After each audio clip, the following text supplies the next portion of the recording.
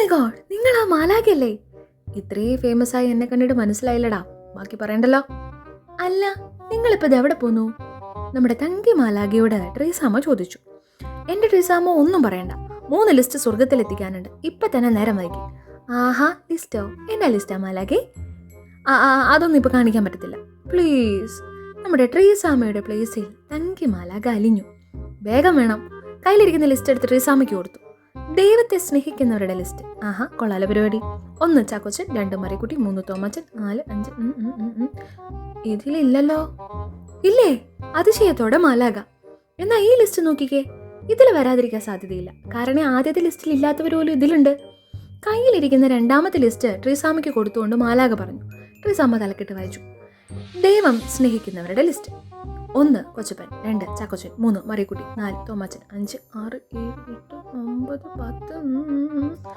നിരാശയോടെ ട്രീസാമ്മ പറഞ്ഞു, ഇതിലും ഇല്ലല്ലോ. ട്രീസാമ്മയുടെ സങ്കടം കണ്ട് തങ്കി മാലാഖയ്ക്ക് പാവം തോന്നി. 3ാമത്തെ ലിസ്റ്റ് എടുത്ത് ട്രീസാമ്മയുടെ കയ്യിൽ കൊടുത്തിട്ട് പറഞ്ഞു, ട്രീസാമോ, ഈ ലിസ്റ്റ് ആരെയും അങ്ങനെ കാണിക്കാറില്ല. നിന്റെ സങ്കടം കണ്ടിട്ട് സഹിക്കാൻ മേലത്തോണ്ടാ.